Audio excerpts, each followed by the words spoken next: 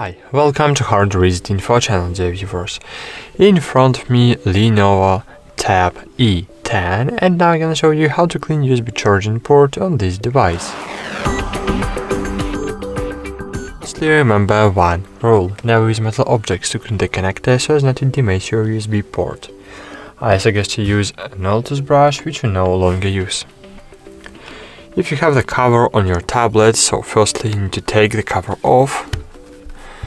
And let's take a look on my USB port. As you can see, here I have dirt, and to clean it out we just need to insert the one part of the brush into the connector and just brush the dirt out.